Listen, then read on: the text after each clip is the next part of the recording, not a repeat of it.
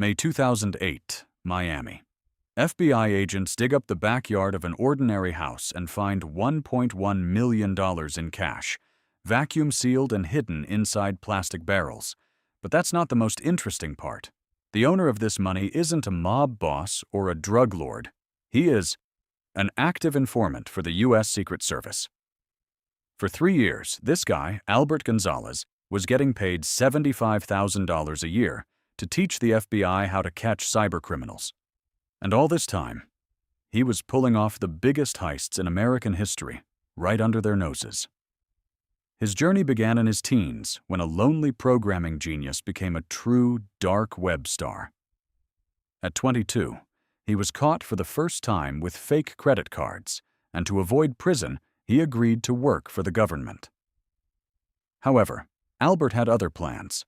By day, he was a model government consultant, but by night, he ran a hacker syndicate. They would simply drive up to major retail stores, like TJ Maxx or Marshall's, use a laptop and an antenna to find unsecured Wi-Fi networks, and seamlessly drain their databases. Albert proudly called this scheme, "Get rich or die tryin'." The FBI was working overtime trying to find the elusive criminals stealing the data of millions of Americans. Agents had no idea that the mastermind hacker was sitting right next to them in weekly briefings. But Albert was ruined by his own greed. He became too rich, buying luxury cars, gifting Rolex watches to friends, and throwing wildly expensive parties.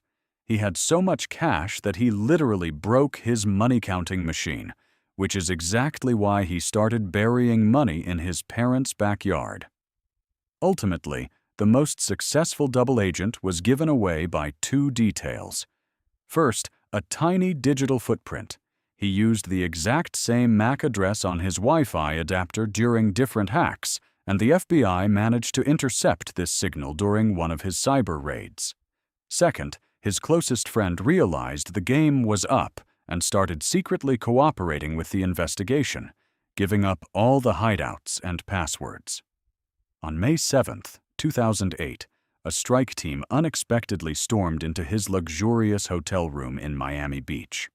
The hacker who stole over $400 million and the data of 170 million credit cards was finally caught. The court sentenced him to 20 years in prison. This case shocked the industry so much that companies were forced to fundamentally change their security rules. Every time you insert or tap a chip card at a store today, you are using a system that was implemented precisely because of Albert's crimes. In September 2023, he was quietly released from prison, stepping back into a world that he himself had forced to become safer.